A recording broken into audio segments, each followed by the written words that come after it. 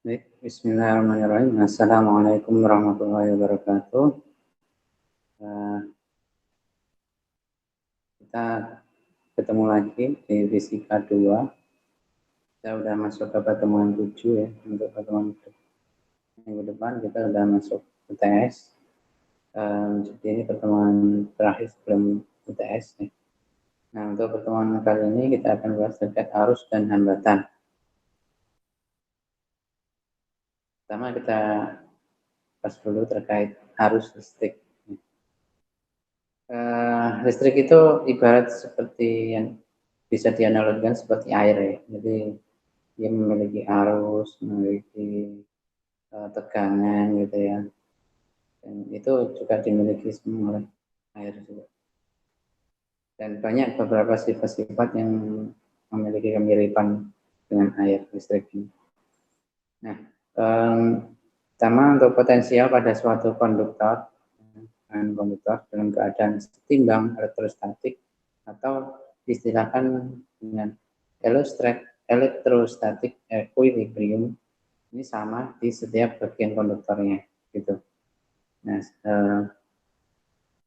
ini seperti di gambar di samping ini ilustrasinya.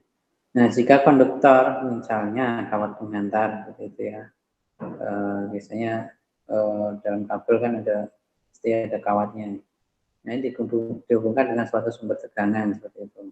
Nah, maka potensial pada konduktor itu tidak lagi sama. Seperti itu. Nah, kenapa? Di sini ada medan listrik yang membuat muatan-muatan bahan konduktornya bergerak, ya. Bergerak seperti itu, seperti di gambar di sini, gambar di samping ini.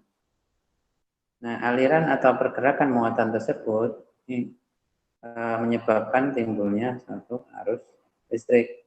Gitu. Nah, arus listrik itu bisa diilustrasikan seperti panah-panah seperti ini. Jadi bisa terlihat gambar bahwa jadi listriknya itu mengalir, ibaratnya seperti itu.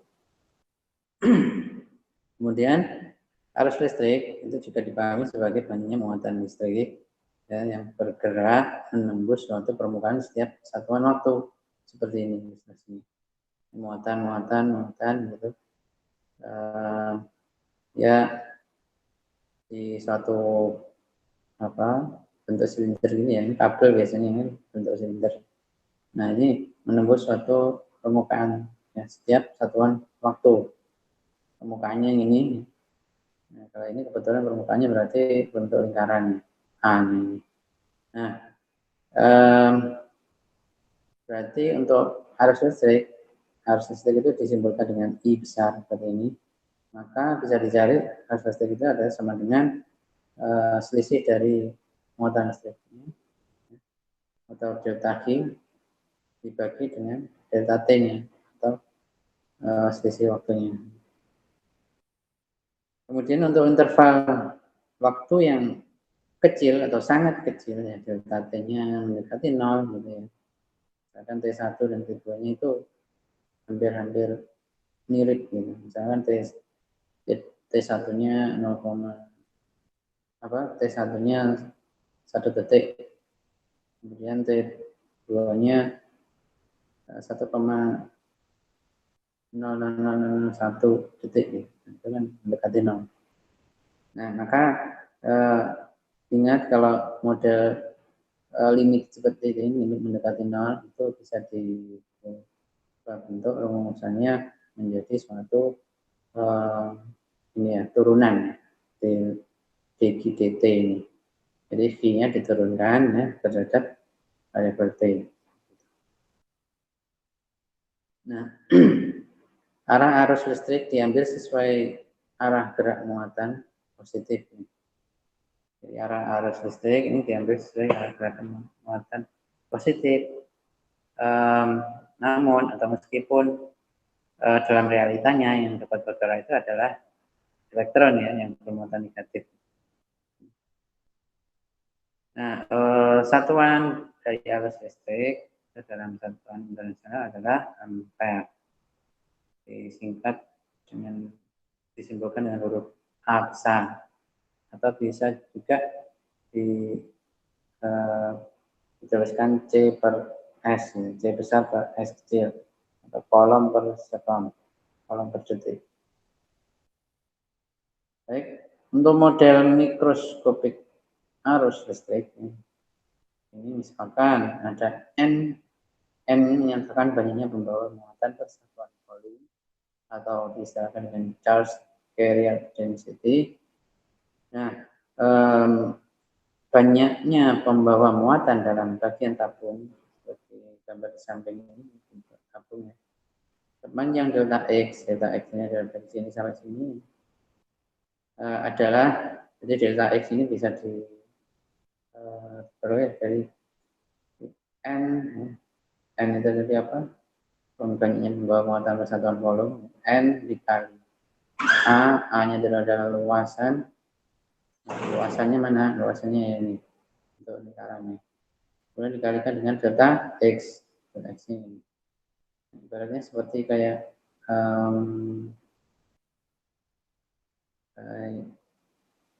ini tuh mencari luasan ini. Nah, untuk muatan total dalam bagian tabung ya, ingat rumus tabung ini adalah luas alas kali tinggi ini. Nah, delta G ini sama dengan ini kali ini kali tingginya itu kan delta X ya. Ini ibaratnya tingginya. Nah, untuk luasan alasnya itu adalah N kali A. Nah, dikalikan dengan, jangan lupa dikalikan dengan Q. Karena muatan total. Oke, ini diuraikan rumusnya rata-rata ya sama dengan delta T per delta T, atau sama dengan N kali Q kali P kali A. Maka I rata-rata sama dengan apa? I rata-rata per A sama dengan N kali Q kali P. Nah, tinjau bagian pengantar bentuk tabung dengan luas penampang A dan panjang delta X di sini. Penampangnya A dan panjangnya delta X. Atau delta X-nya itu ibaratnya tingginya, kalau ini dibuat, ini kan tabungnya horizontal, kalau dibuat vertikal ini menjadi delta X.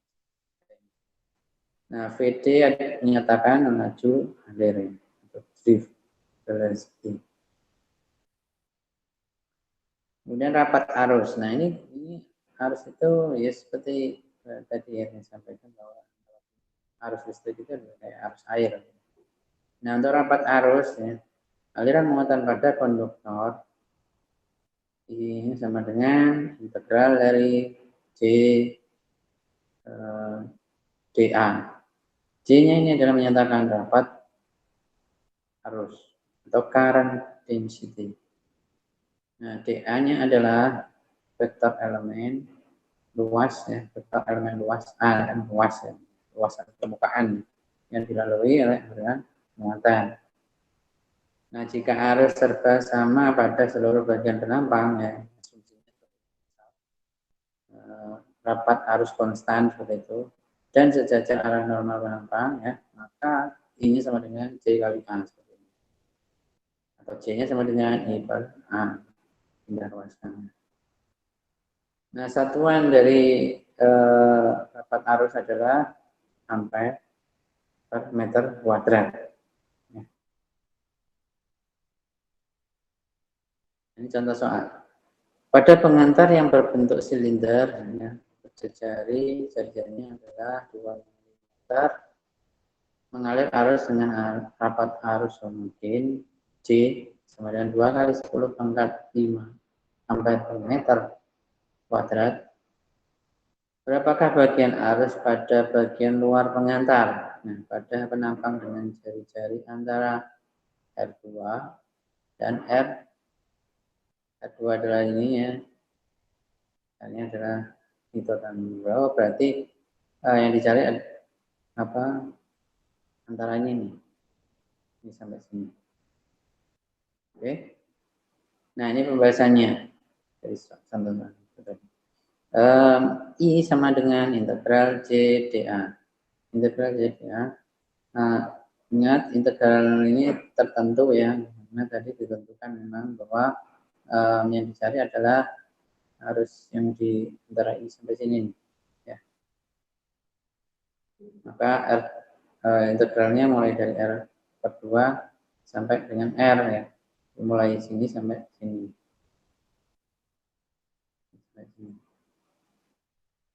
Nah, kemudian ini C2PR.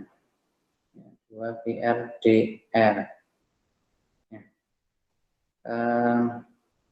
2PR. Kenapa pakai 2PR? Ini adalah rumusan dari keliling lingkaran 2PR. Nah, sama dengan 2PJ kali setengah R kuadrat. Nah, ini hasil dari integral, hasil dari integrasinya. Nah, ini kan R-nya ini kalau diintegralkan menjadi setengah R kuadrat. Ya. Oke. Kemudian ini batasannya, batas atas R, batas bawahnya R per 2, terus kemudian dimasukkan ya batas atas, batas bawahnya, kemudian berbentuk seperti ini. Ini kan R kuadrat, ini R per 2 kurung buka, karena dikuadratkan atas bawah, maka menjadi R kuadrat per 4. Awalnya R per 2, terus kemudian dikuadratkan, karena atas bawah dikuadratkan jadi R pangkat 2 per 4. Nah, kemudian ini setelah dioperasikan jadi 3 per 4 kan. 3 per 4 berapa? 3 per 4 kali P kali C kali R kuadrat. Maka hasilnya adalah 3P per 4 kali 2 kali 10 pangkat 5 ya. C-nya kan diketahui di soal 2 kali 10 pangkat 5. Kemudian R-nya adalah diketahui juga 2 kali 2 mm ya. 2 mm itu kan 2 kali 10 pangkat min 3 meter. Dikonversikan dalam 1 meter menjadi 2 kali 10 pangkat min 3.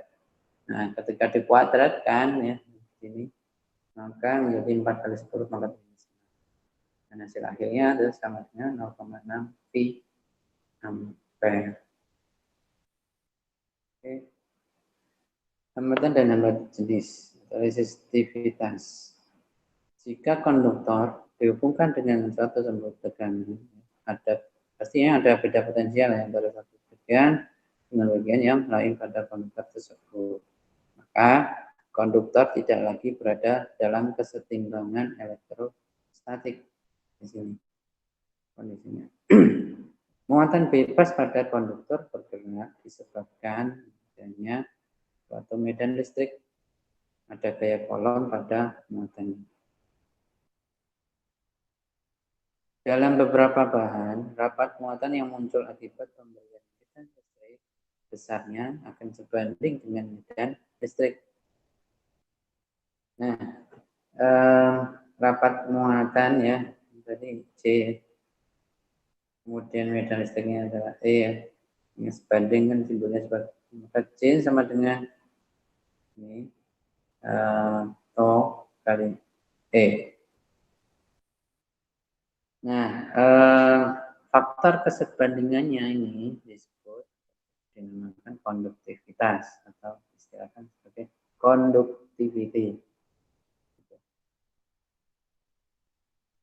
Jika perbandingan antara rapat arus dan medan listrik besarnya konstan, tidak bergantung pada medan listrik, maka bahan tersebut dinamakan bahan ohmik atau bahan yang memenuhi hukum Ohm. C sama dengan C kali E. Ada yang menyebut tau kali E gitu. Ini diuraikan sedemikian rupa jadi seperti ini ya. Beda potensial antara A dan B sama dengan L kecil per L kecil itu adalah ini panjang ini sampai sini per kali A kali I. Nah, besaran dari L per kali A itu sama dengan R. Jadi yang dinamakan R itu Di sini bukan jati diri, tapi hambatan, resistance. Nah, untuk satuan hambatan atau resisten itu ya dalam satuan internasional adalah ohm dengan disimpulkan seperti ini. Ini satuan konduktivitas ya dalam satuan internasional itu adalah ohm apa? Maaf, ohm meter pangkatnya 1 atau 1/ohm meter.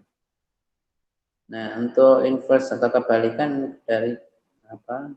Konduktivitas ya dinamakan sebagai resistivitas atau istilahkan sebagai resistivity atau hambat jenis. Sini rho sama dengan 1/ohm. Satuannya adalah ohm meter. Nah, ini kan berbanding balik ya, ini 1/ohm meter, ini ohm meter. Resistivitas ataupun konduktivitas merupakan physical property atau sifat fisik suatu bahan. Nah, setiap bahan ini memiliki nilai resistivitas yang sangat berbeda ya satu dengan yang lain. Yang memiliki beda tergantung bahannya.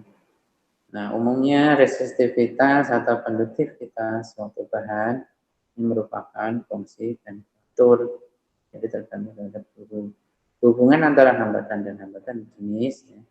Ini bisa dirumuskan seperti ini. R sama dengan L kecil per O kali A sama dengan rho kali L per A. So, gampangnya sih RA sama dengan rho L. Gitu. Kalau saya zaman dulu itu bisa untuk mudah mengingatnya RA sama dengan rho L. Kemudian kesebandingan antara arus yang mengalir pada suatu bahan dengan listrik dalam bahan diungkapkan dengan hukum Ohm. Ya. Nah, jika faktor kesebandingan tersebut berupa konstanta, ya, maka bahan dinamakan sebagai bahan ohmik. Nah, untuk perumusan arus listrik kan I sama dengan P per R. P ini lebih potensial, R-nya adalah hambatan. Atau P sama dengan dikali R. Nah, bahan lain yang kesebandingan arus dan medan listrik atau medan potensial tidak linier dinamakan bahan non-ohmik. Nah, contoh pada bahan semikonduktor ya, itu termasuk non-ohmik. Sambungan PN dioda. Nah, untuk grafiknya kalau apa? Karena ya, tadi untuk bahan non-ohmik itu tidak linear ya, maka seperti ini. Dalam garis lengkung, kalau ohmik linear, garis lurus. Oke, umumnya resistivitas suatu bahan dipengaruhi oleh suhu, temperatur. Nah, dalam rentang temperatur terbatas, biasanya kebergantungan tersebut dapat dinyatakan dalam bentuk linear. Di sini. Ini kan bentuk rumusannya linear ya, tidak ada angka 2, angka 3. Nah, untuk rho 0 ini adalah hambat jenis pada temperatur acuan. Untuk T0-nya itu temperatur awan, misalkan pada temperatur ruang. Ini alfa itu adalah koefisien temperatur resistivitas. Kemudian daya pada rangkaian listrik. Sumber tegangan membuat arus mengalir pada satu rangkaian. Ya. Sumber tegangan ini membuat suatu arus jadi seperti ini arusnya. Nah, banyaknya muatan yang bergerak dari titik A ke titik B, ya, mana ini dalam waktu dt adalah dv sama dengan I dt. Ini rumusan apa turunannya. Jadi nanti bisa diintegralkan, di sini kan integral luas kiri luas kanan diintegralkan. Perubahan energi potensial muatan atau energi potensial muatan berkurang di B. DU sama dengan DG kali V. Atau sama dengan I dt kali V. Nah, laju perubahan energi itu sebagai daya listrik. Jadi, timbulkan P besar sama dengan DU dt sama dengan I kali V. Itu turunan energinya waktu sama aja sebagai daya listriknya. Untuk satuan daya listrik itu adalah volt ampere atau joule per detik atau biasa kita kenali sebagai watt. Jadi kalau beli lampu atau peralatan listrik pasti ada satuan watt berapa watt adalah menggunakan dayanya. Kemudian jika rangkaian atau perangkat yang ada pada rangkaian berupa hambatan atau resistor, energi yang ditransfer dari sumber tegangan menjadi energi internal. Nah, biasanya ditandai dengan peningkatan suhu, ya, peningkatan temperatur resistornya atau disipasi energi. Jadi agak hangat atau menjadi lebih panas. Untuk suatu perangkat dengan besar hambatan R yang maka rumusnya P sama dengan I kali P atau sama dengan I kali karena V-nya adalah I kali R jadi I kali R atau I kuadrat kali R atau bisa juga I-nya itu berubah menjadi V per R gitu. Maka ini menjadi V per R kali V atau V kuadrat per R. Ini kondisional tergantung soal mana yang diketahui, misalkan yang diketahui adalah I dan R-nya, maka pakai rumus. Kalau yang misalkan diketahui adalah tegangannya dan hambatannya, maka pakai rumus yang ini dari daya listriknya. Nah, berikut ini adalah latihan soal, sekarang dibacakan dan ini tugas yang silakan nanti dikumpulkan. Baik, itu saja. Terima kasih atas perhatiannya. Mudah-mudahan bisa dipahami dan bermanfaat. Mohon maaf kalau ada salah kata dari saya, baik sengaja maupun tidak sengaja. Saya akhiri pertemuan ini. Wassalamualaikum warahmatullahi wabarakatuh.